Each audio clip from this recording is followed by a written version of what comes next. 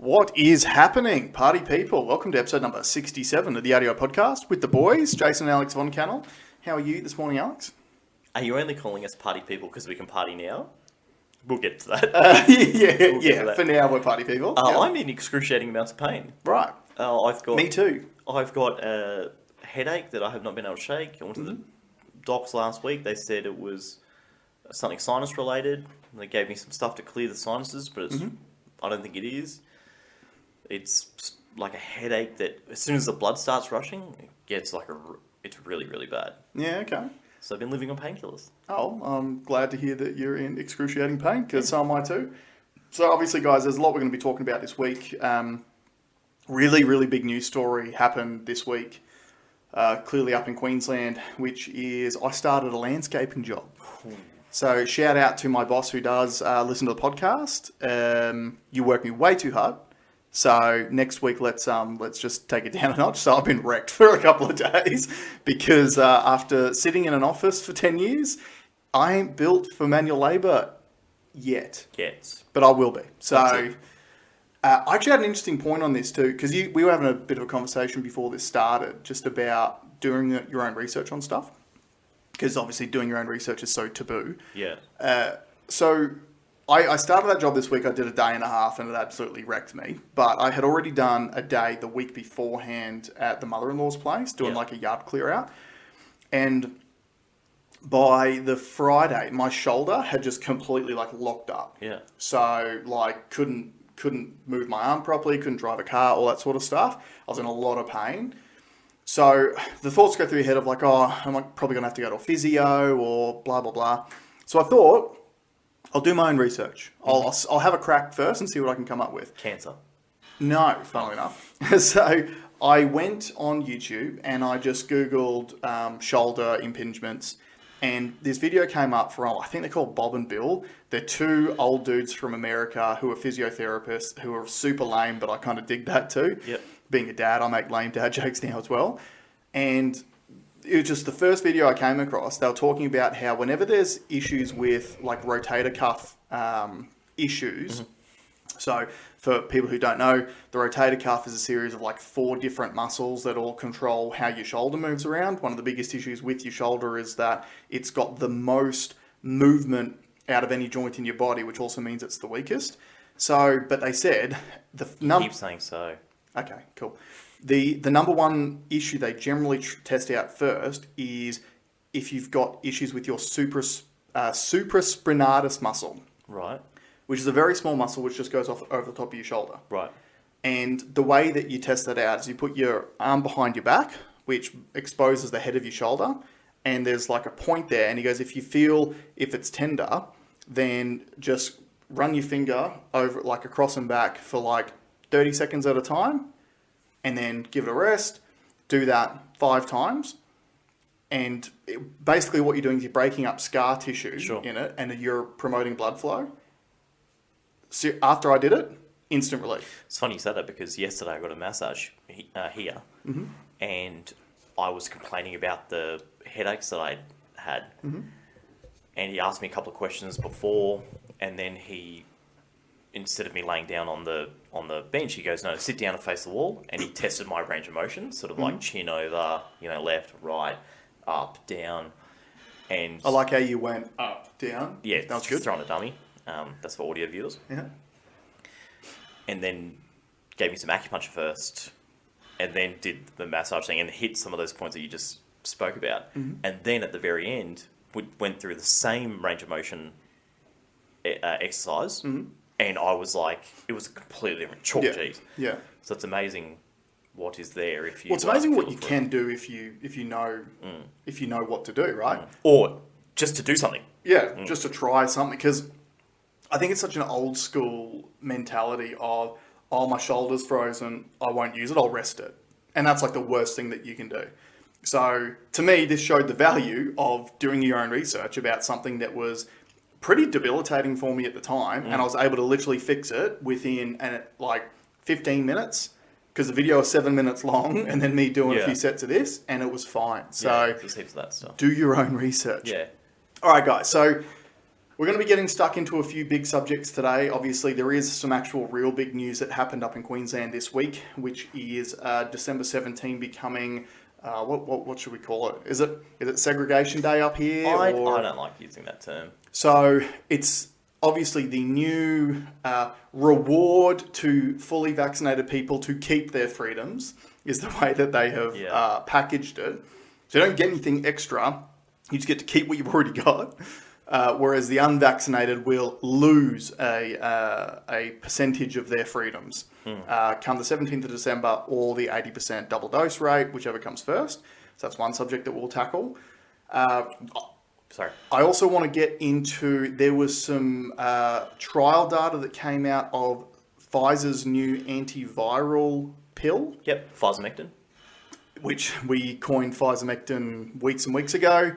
I think it was months ago. Yeah, which is we'll run through the mechanism of how it works and how similar it is to certain other drugs. Yep. And was there? There was also there was an announcement this week about some corporate tax breaks for a certain marketplace in Australia, which is very interesting too. Which, as a small business owner, just lights me up. Lights me up. First, I just wanted to touch on quickly about what's happened in China, because we're not talking about a lot. Evergrande, which is the largest property company in China, has been going through mega money problems. Basically leveraged too much, couldn't make the payments even to service the debts that they had, too highly leveraged. And they have been given deadlines of when they could make these payments, and they've come in like right at the very last minute to pay the minimum, the absolute minimum. They have just done it again, but it's something to keep an eye on because it has massive repercussions for global markets. Effectively, if they fall over, the Chinese property market falls over. The Chinese property market falls over, there's going to have massive flow-on effects for our stock market. So just keep an eye on Evergrande. It's got massive repercussions. It's, it could potentially be like world financial crisis like repercussions globally.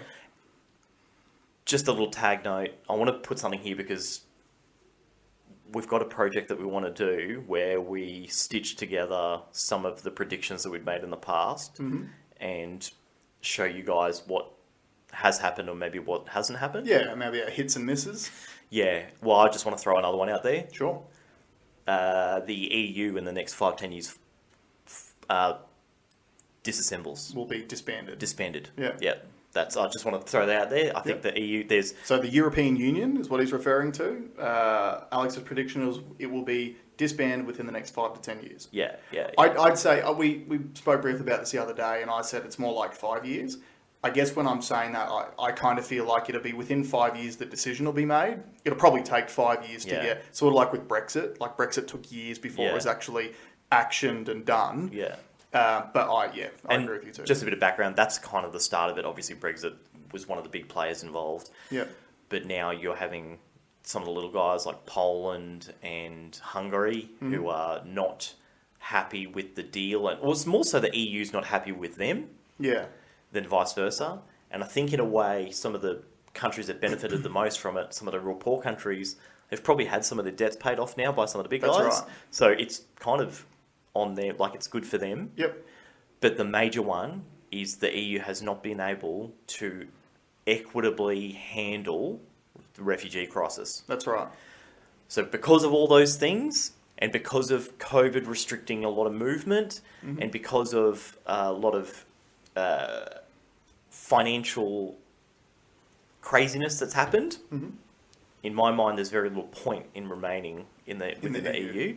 And therefore, I think people will jump out of it. So I just wanted to put a little line in the sand so that we can come back and see if that happens or not. Sure, absolutely. All right, so let's kick on to the first subject. So the biggest news really up in Queensland this week was the announcement that on the 17th of December, or when we hit the 80% double dose vaccination target, that unvaccinated people will have a degree of their freedoms removed. I'm not going to run through the list. Everyone who cares who lives in Queensland has no doubt already run through them.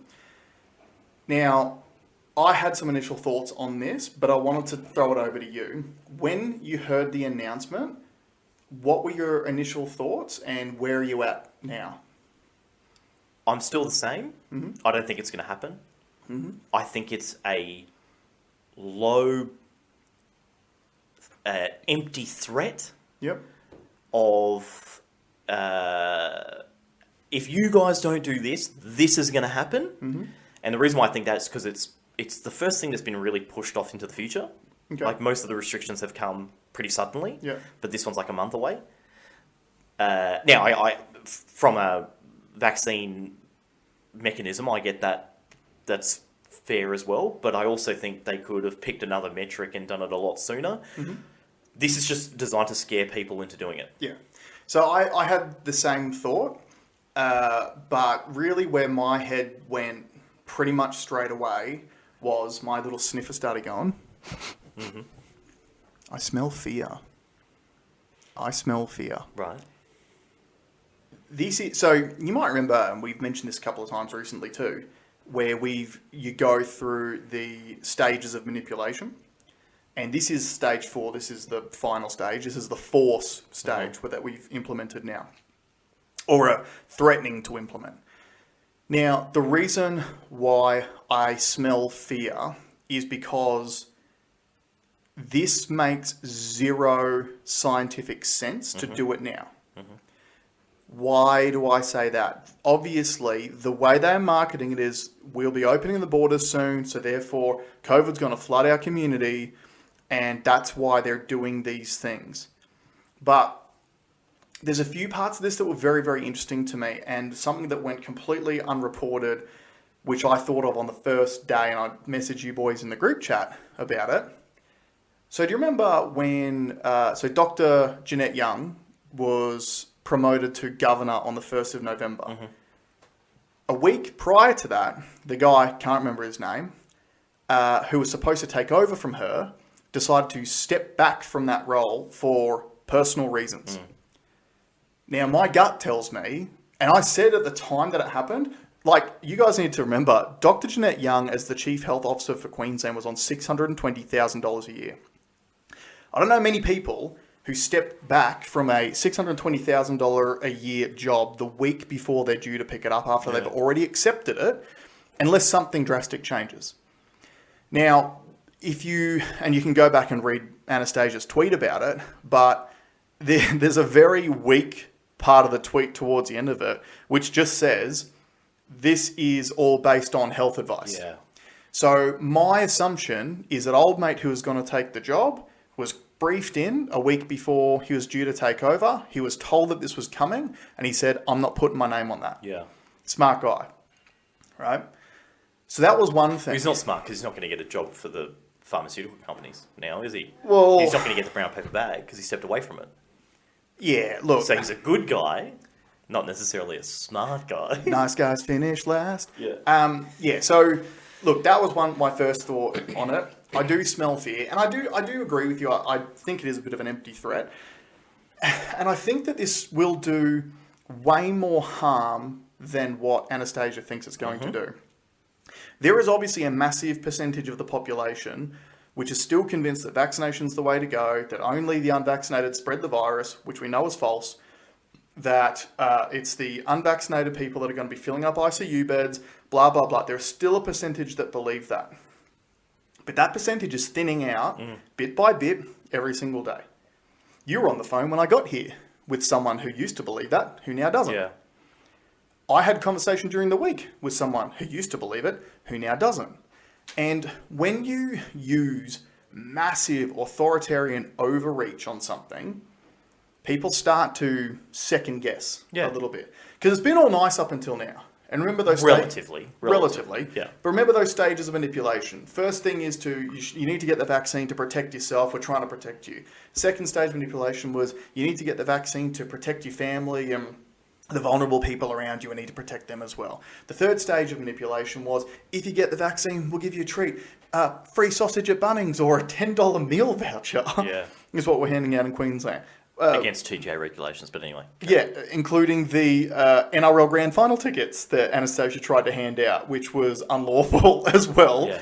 Which then she just said, yeah, well, we still want to do it. But then the NRL pulled it. We're like, we're not doing something illegal for you. Yeah. And then the fourth stage is obviously force. So it appears they're trying to force people into doing this stuff now. So I think it's very effective. Definitely. Because I know... The pressure gauge went up this week. Yeah, my phone went off Yeah. with people freaking out about it. Mm-hmm. And so it's got the desired effect. Now, I haven't looked recently at what the vax numbers, if they've been quite strong, because I think they were tapering off. They had been tapering off, but... They've been tapering off for a while, but I'm pretty sure Queensland's over 80% first dose.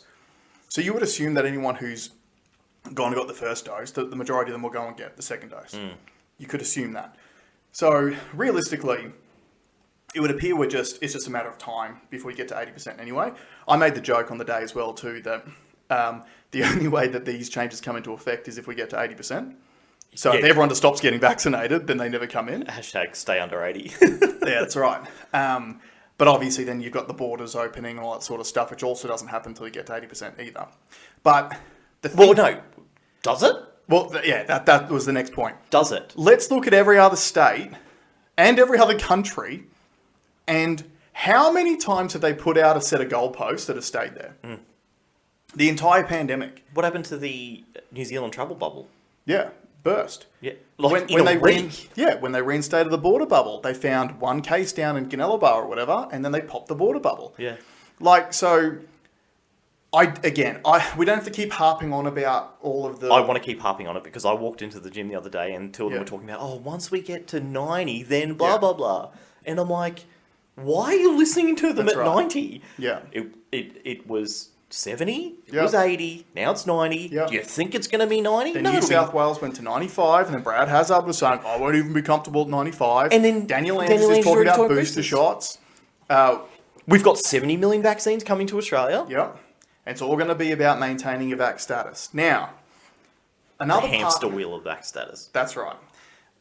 Another part of this, which is another RDO podcast prediction, which appears to be coming true. We said a little while ago that the main reason why we think this the majority of this, not all of it, but the majority of this will be over by probably first quarter next year, is because there is a federal election where the absolute latest it can be held is May next year. Right.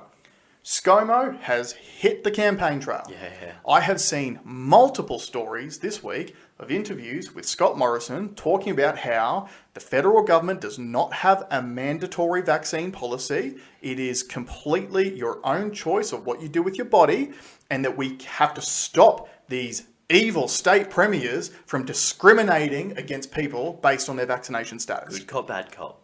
That's right. Now, before you guys go, Scomo's the saviour, this is the game plan, okay? Because we need to make this very clear. We need Scomo to think that him being the saviour is what we're all asking for, and think that we're going to vote for him for the next election. Because we need to get him to continue through with the plan. Yep. Right? Because if we go, Scomo, we know you're full of shit, then he might stop putting pressure on the states to actually open the country back up, right?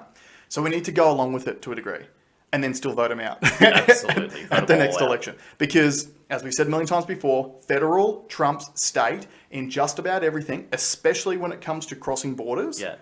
And he has sat on the sidelines and done fuck all about it the entire time. Yep.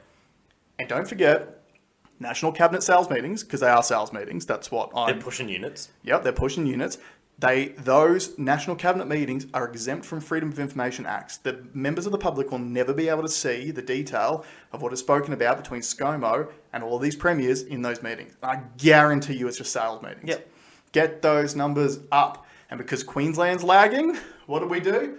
Two things. Roll out the restriction plan, roadmap towards more restrictions as the pandemic's getting towards the end. And secondly, we had another Uber driver this week that happened to get COVID. Mystery COVID cases, unlinked on the Gold Coast. Yeah. They used the same play that didn't work 2 weeks ago. And he's vaccinated. Fully vaccinated.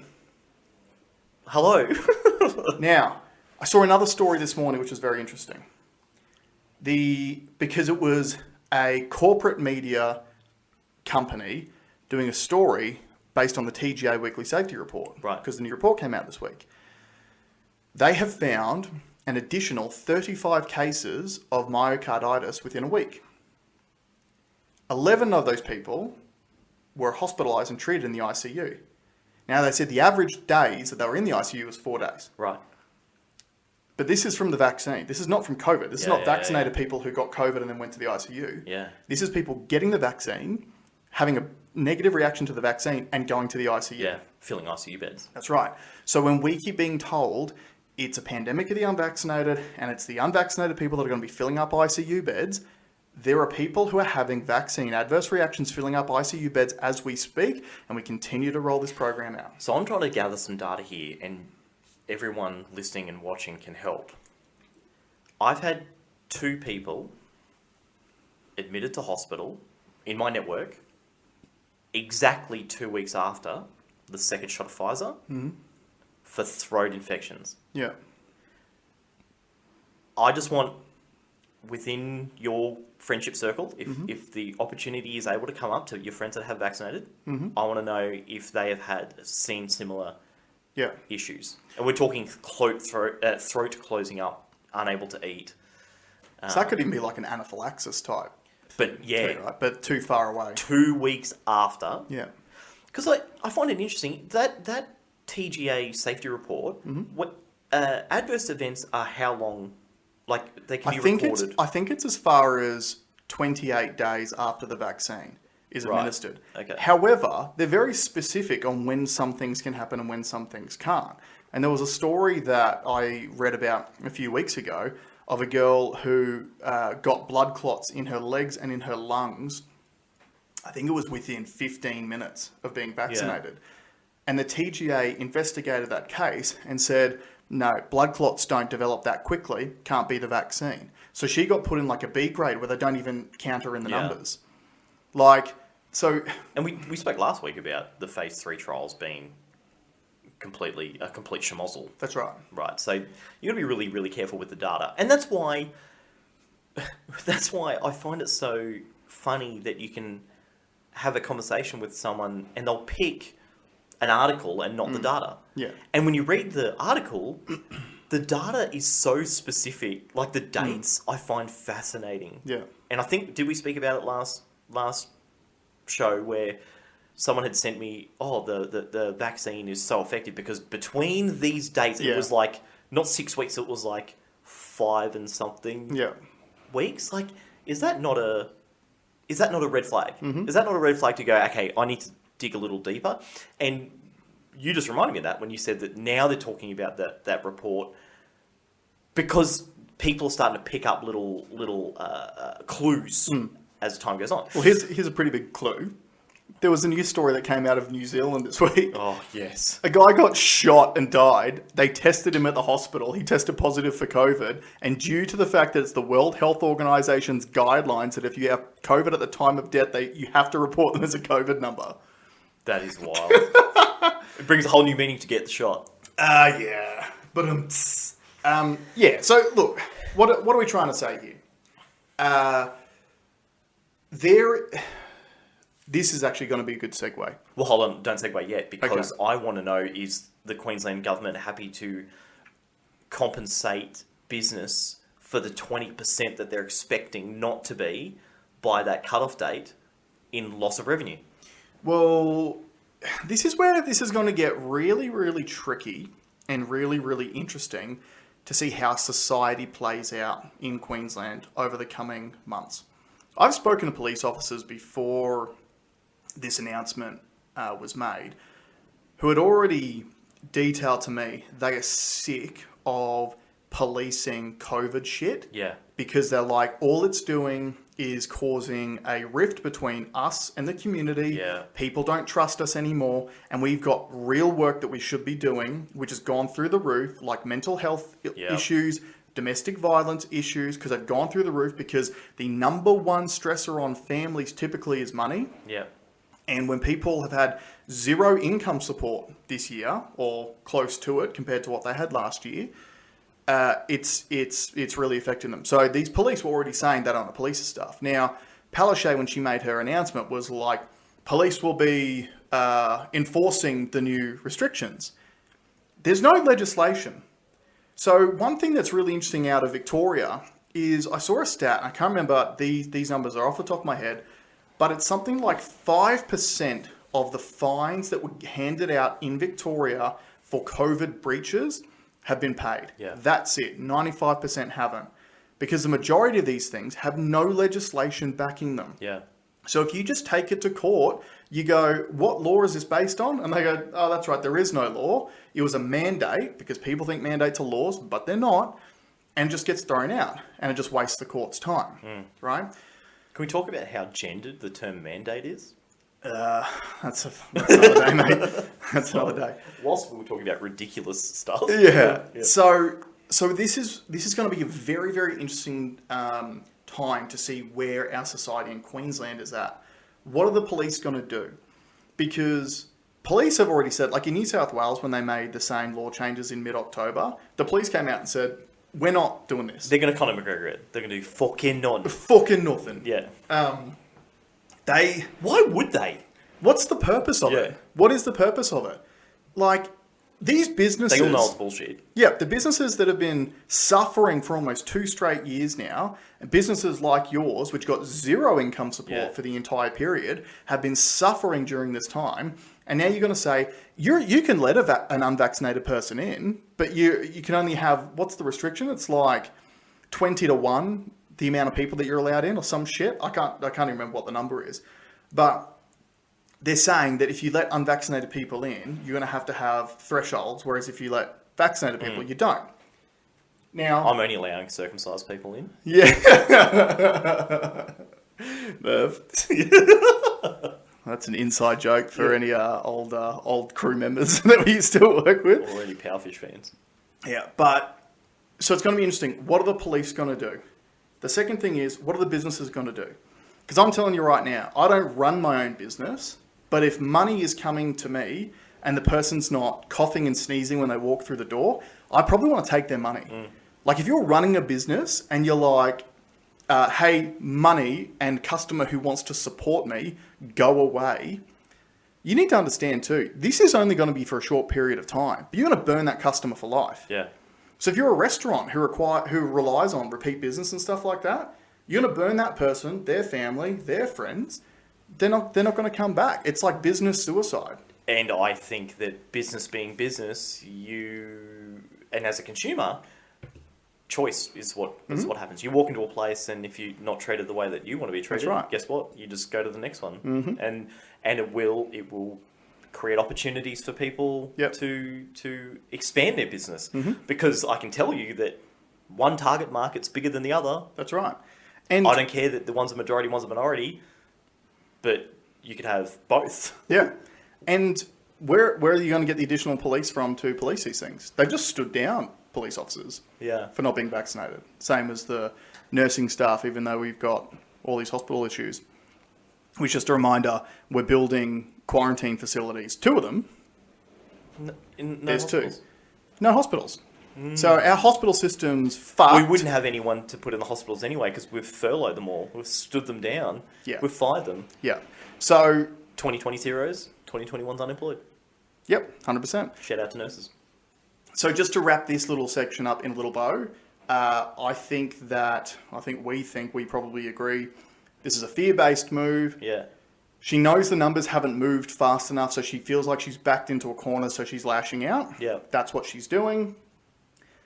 Definitely want to remind you of that point of old mate stepping down a week before he was supposed to start the job, because I think you don't make this decision on the day. Yeah. This would have been in the works for months. And for those of you still holding the line, hold the line. Hold the line. This will be over soon. Yep. Promise you that. The night is darkest before the dawn. I love it. Right? I love it. All right, so let's move on, and this is going to be my segue. I was going to segue it. Speaking of businesses that were affected negatively by what's happened in the world in the last 2 years, how about a business that hasn't been? Or how about businesses that have been positively affected? Yeah. What business has been positively affected in the last 2 years, would you say, Jason? I would say the vaccine companies, Alex. Vaccine companies, yeah, that's a massive one. Who else?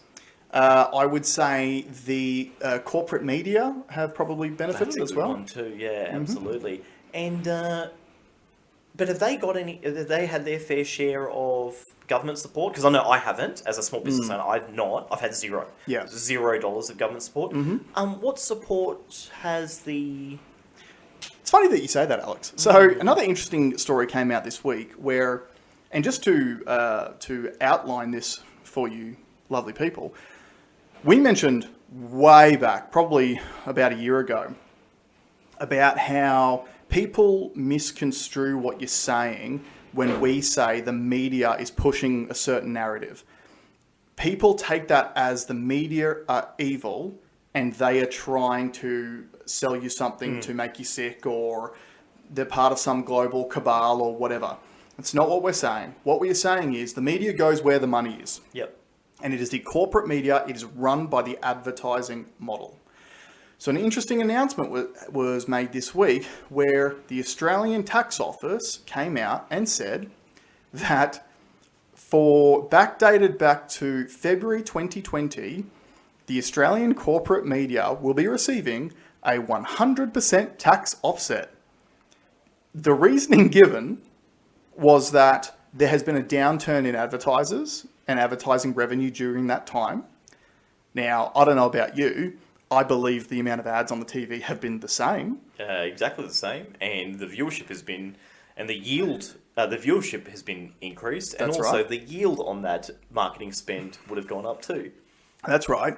I would also say that the amount of native ads that happen, you know, when there's like, you know, the two news anchors and they have that little back and forth, which it's designed to look like it's spontaneous, but it's on the teleprompter. Yeah. And they're like, oh, like, you know, did you get your jab? Oh, I've got my jab.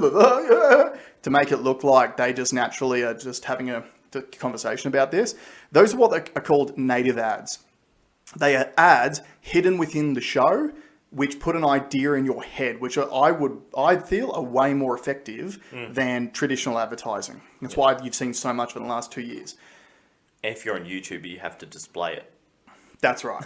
Also another key difference. Yeah. So, yeah, the announcement was 100% corporate tax offset, a corporate media tax offset, totaling $41 million. So when you wonder why the media has been pushing the government narrative so hard for the last almost 2 years. We know it's a narrative because it was the exact same terminology, the exact same words, the exact same technique at the exact same time across all mediums. The exact same lies. Yep. The exact same propaganda across all different corporate media channels. And we cited recently that interview of the nurse that happened down in South Australia where you could see the corporate media reporters and their microphones in the clip. No one reported it. Because they knew there was money in the bank coming. And the government can't just go and pay for media spots. That's right. Because if you pay for it, then there's a paper trail. Yeah. So if the government goes to the media and goes, hey, we need you to advertise and push the vaccine rollout, here's $41 million, then after a Freedom of Information Act request, the public can scrutinise that and go, hey, this seems a little bit dodgy. But if you just come out after the fact and go, oh, because woe is me, the corporate media people had people trapped in their homes for almost 12 months, literally only either watching TV or going on the internet, they haven't made as much money out of advertising as they traditionally would, which is bullshit. We'll give you a tax break for $41 million. It's just a way of paying for the marketing that they've received for the last 2 years. And we have seen some government intervention to do with narratives as well, with the TGA's view on Ivermectin. It's got nothing to. It literally says nothing about any safety issues. It is more concerned about it halting the vaccine rollout or slowing the vaccine rollout. Yeah. And social media misinformation. Yeah, so just a reminder of what Alex is talking about. The TGA made an announcement in August that, I think it was August or September. 3 days after Joe Rogan's post. Yeah, that's right. about how they have banned doctors and GPs in Australia from prescribing ivermectin to patients to treat COVID-19. And it's still available on their website. The reasons that they gave for banning it was, number one, it would slow down the vaccine rollout because people would think they were protected by taking it as a prophylactic. Because it would be. Which has proven to work in other countries. Number two was because due to social media posts which advocate a higher dosage, people will get their prescription from their doctor, throw the prescription away once they get the pills, and go and read a social media post and take what the social media post says, not what the doctor says. Yeah. That was number two. And number three reason was us saying that there is a shortage of ivermectin in Australia and that it needs to be prioritised for high-risk groups such as Aboriginal and Torres Strait Islanders or aged care because it is commonly used in Australia to treat parasitic infections. So, key point out of that is commonly used in Australia, which means it's probably safe. Yeah. So, Pfizer released their data on their new drug, which actually I wrote the name down. So Pfizer is coming out with their own antiviral drug called PAXLOVID, PAXLOVID. So their vaccine's working so well, they've come out with an antiviral pill to go with it. With a meme name, like the Pax love it. Yeah. Now, I saw a complete breakdown of this. I'll put a post of the video. So we've mentioned Dr. John Campbell a few times on this pod. His turnaround during this pandemic has been remarkable. Yeah. And he did a full breakdown of what Pfizer's trial data said about this drug and also compared it to ivermectin. Now, what is so interesting for me, because he also made a point about molnupiravir as well. Molnupiravir that we've bought 300,000 courses of in Australia hasn't technically been approved by the TGA yet. It's only been approved in the UK. The UK approved molnupiravir off the one trial. So when ivermectin has been demonized this entire time, we've always been told it's because of a lack of data, trials, randomized controlled trials, blah, blah, blah. There is an absolute mammoth amount of data out there about the effectiveness of ivermectin, and yet still not approved for COVID use, but molnupiravir is approved just based off what the manufacturer said. Exactly like what happened with Pfizer. Okay? Now, it actually went through the mechanism that PAXLOVID uses to prevent COVID from replicating in your cells. Now, just a little side note, this is what Jason and I have been waiting for the whole time. This is what we should have... This is what we should have had, and that's what got us fired up, is that when we were measuring case numbers and pushing for vaccination, when we knew that the vaccination rate did nothing to stop case numbers, we were looking for an antiviral. That was if you would have said we're going to outlay this antiviral and we're going to look at cases, we wouldn't have spoken that would have been perfect. Yeah. That's because you'd go, you've got all these cases, but here's the drug that treats the cases, so we're all good. Yeah.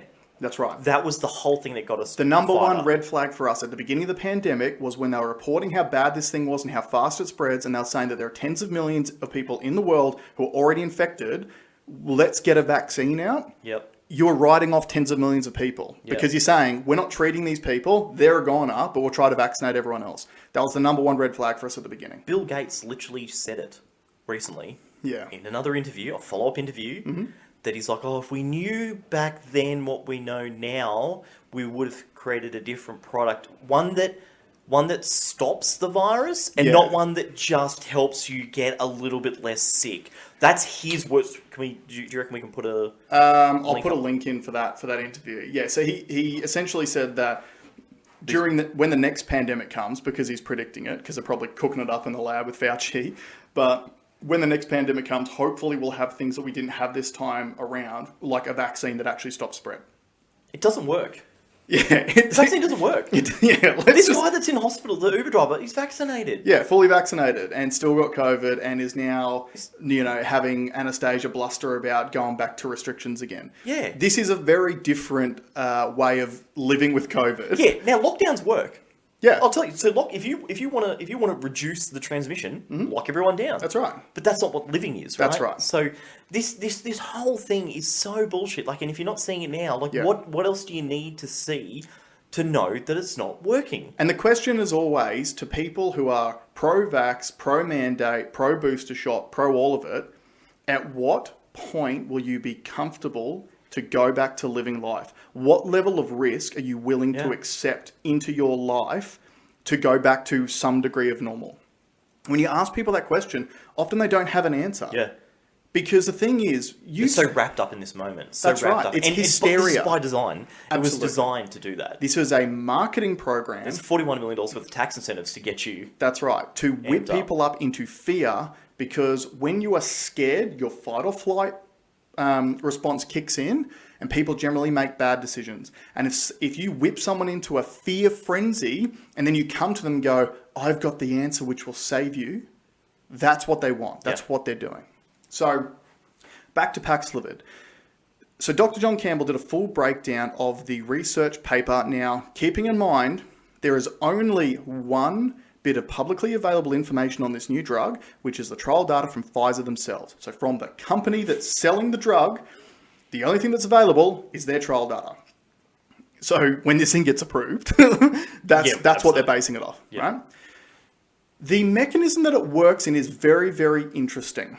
And to give you as much of a layman's breakdown as I can, based on my understanding of it, and again, I'll put the link in so you can actually go and watch the video yourself.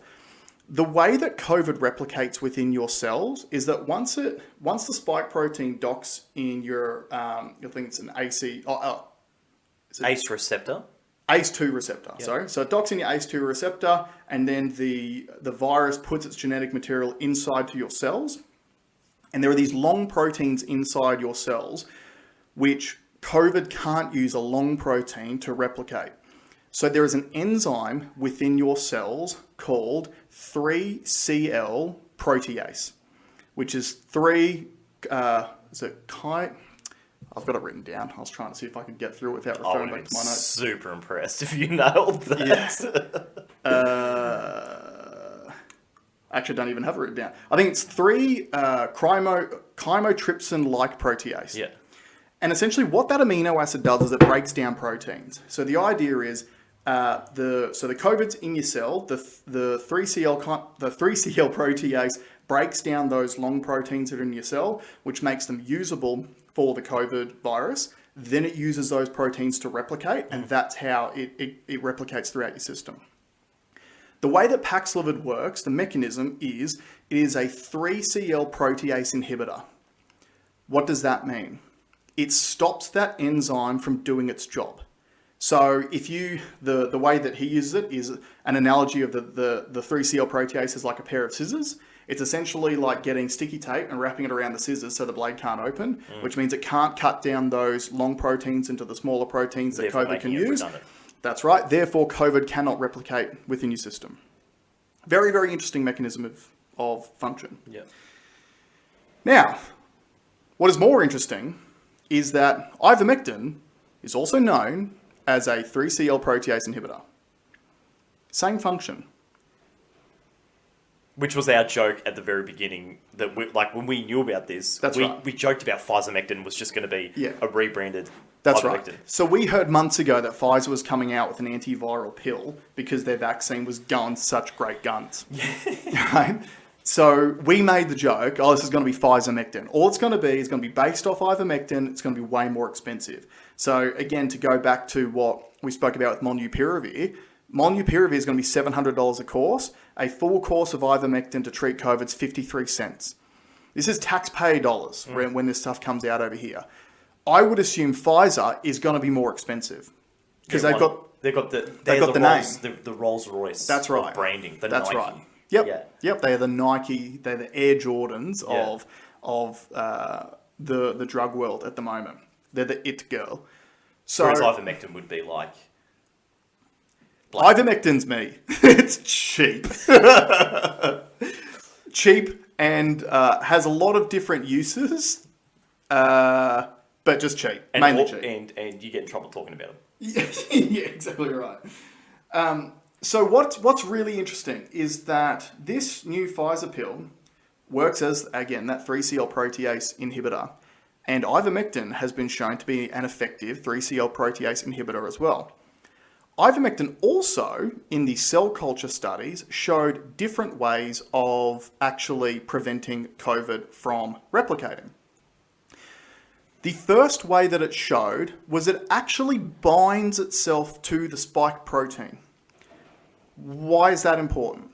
The reason why COVID is so scary as a disease is the spike protein itself attached to the COVID molecule is the exact size to fit into our ACE2 receptors. That's why it's so effective at infecting people.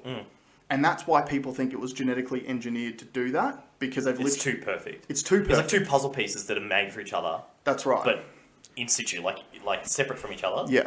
They just perfectly fit That's right. together. So what they found, so this is going back to those trials they ran early 2020. They found that ivermectin stopped replication of COVID cells in vitro within 24 hours.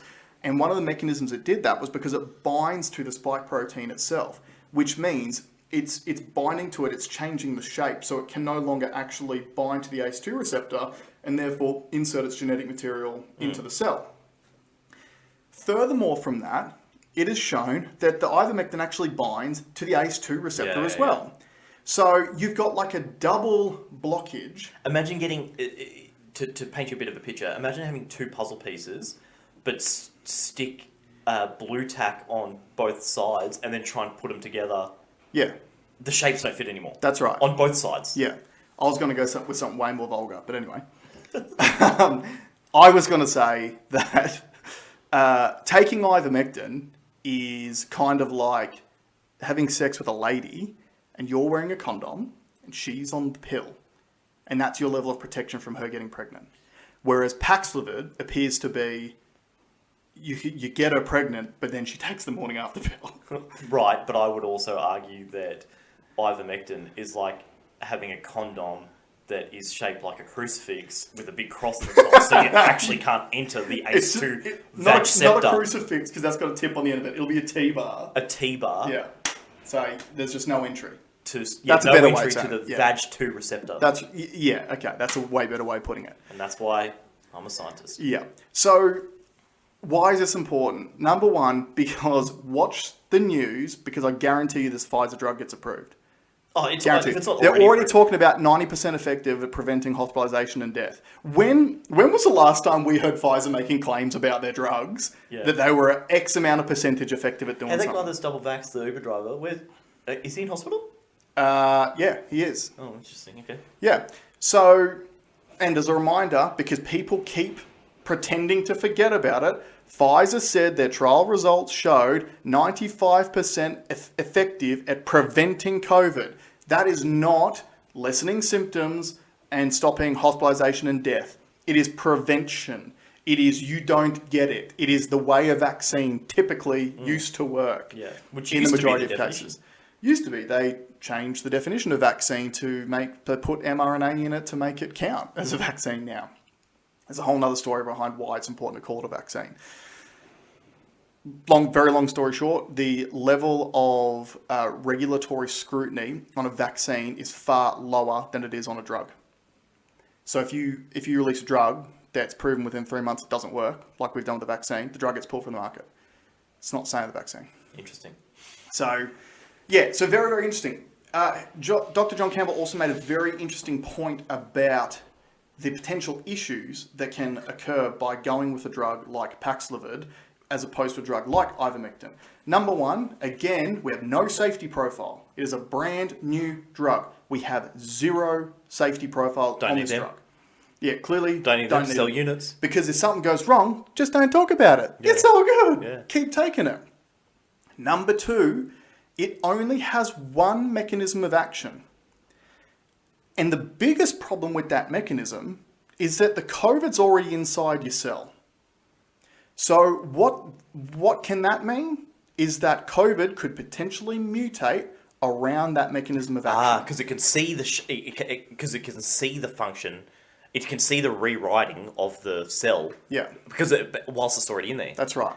So I guess to put it in layman's terms, COVID could get to a point where it's trying to infect cells that many times that it goes, you know what, I'm just going to figure out how to use these long proteins. So then it doesn't need the 3CL protease to cut down those long proteins into short proteins. It'll just figure out how to use the long proteins, and then this drug, it becomes antibiotic resistant, the drug doesn't work anymore. Yeah. With Ivermectin, because it has so many different modes, number one is it actually locks it out of the cell to begin with. And then number two, it also does the exact same function as the 3CL protease inhibitor.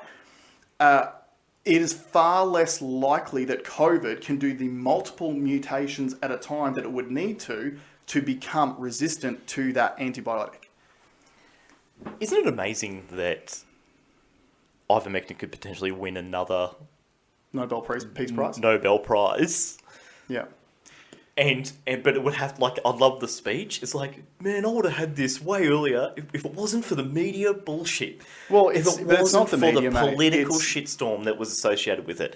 We could have all, we could have all, and look, again, history will show, this is just another step towards it.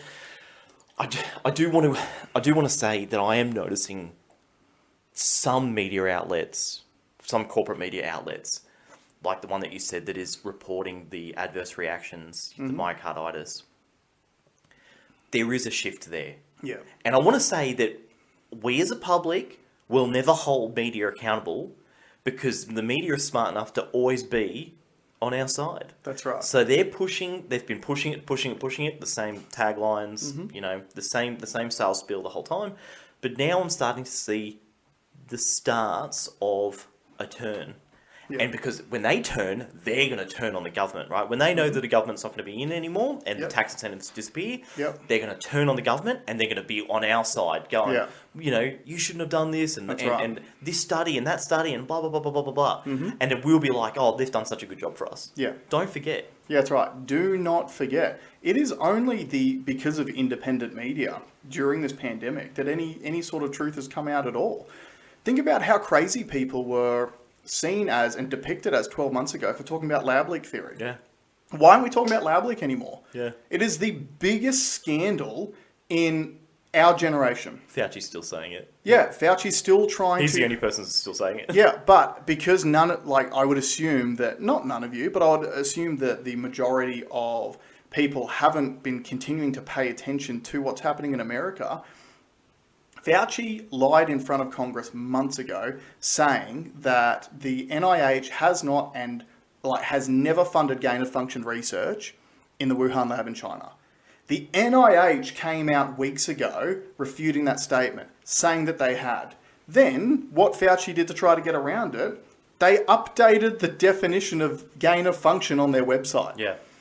That was their way of trying to fix this problem. Same as what they did with the term vaccine. That's right. Just update the term to fit the narrative. Yeah. Like, how much easier would your life be is if every time you fucked something up, you could just change what words mean to suit yourself? Yeah, change your job description. Yeah. No, it doesn't say it. And subsequently. Yeah. No, I know it said that before. It doesn't say it. No, it doesn't say it. That's right. That's not what that is. Yeah. That's not my job. Like, you could start at a dealership and then just go, no, I'm the dealer principal. Yeah. I changed my title, therefore it makes it true. Yeah. It's wild. It is wild shit. So 12 months ago, you had people talking about the lab leak theory, which it is 99% proven. 99%.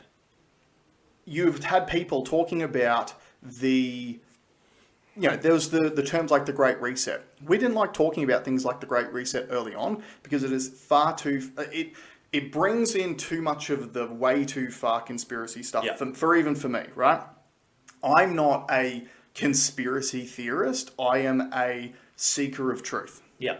I love conspiracy theories. Conspiracy theories are great. I love it as a thought experiment. Yep. To think outside the square. Yep. But we have been very selective to not use terms like... That's right. And I genuinely don't believe it because I think...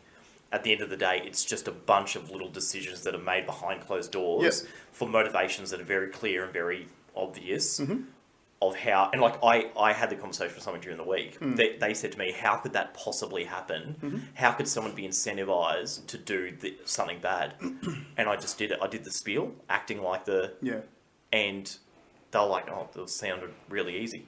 Imagine if a pharmaceutical company came to you and said, hey, we have the answer to all your problems.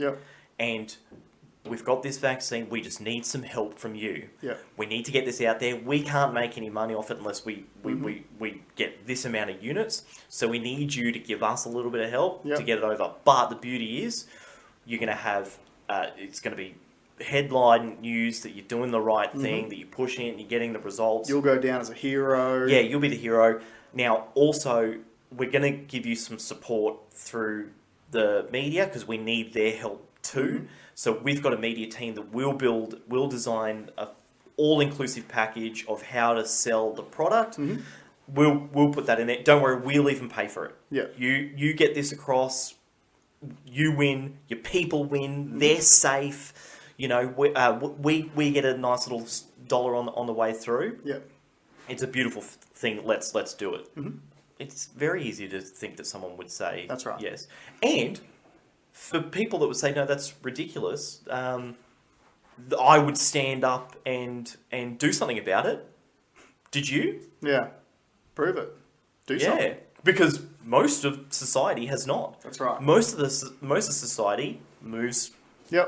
With the herd. An interesting thing that I've noticed this week, especially up in Queensland, is there's a lot of people who are claiming to hold the line the entire time up in Queensland, where we were relatively unaffected. And then now it's come to affect us, and they're like, oh, like maybe I have to go and get it, and it's like at the first sign of any pressure on you at all, you're folding. You ain't holding shit. It's not called holding the line when there's no force coming towards you. It's like being in the military and holding the line in practice at your hometown. Yeah, that's right. Right, and then when you get to the battleground, go, no, I'm going home. Yeah, exactly. There was actually a really good point that I was about to make too, but what were you just talking about? I've just spaced. I want to finish it because I'm really hungry. Nah, because I've got more stuff to talk about, bro. What have you got to talk about?